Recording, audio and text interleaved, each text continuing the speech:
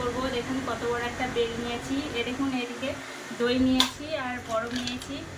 চলুন বেলটা ভাঙি, দেখি বেলের ভেতরে কি আছে।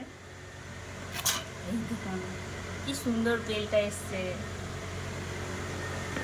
এই বেলটা এবার আমি এই চামচ দিয়ে বার করাবো।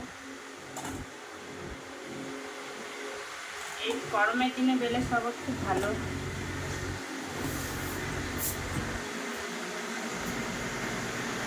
বড় বেলটা,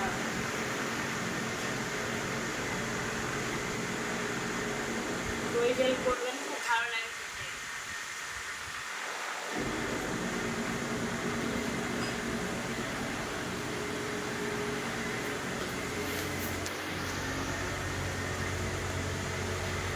জল দিয়ে বেলের ইয়েগুলো বার করে নেবো।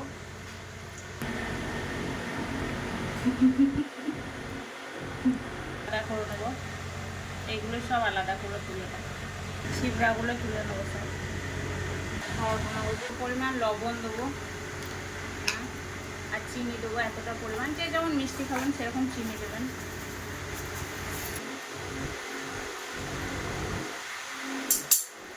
দইটা দেবো, এরকম বরফগুলো দিয়ে দেবো। এখন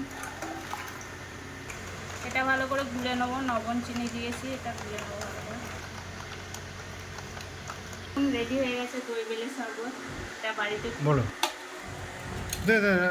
বাড়িতে বানিয়ে দেখবেন এই দই বেলের শরবত। গরমের দিনে তো খুবই ভালো লাগে আর এটা খেতে খুব সুস্বাদু হয়। একবার করে দেখবেন, খেয়ে দেখবেন।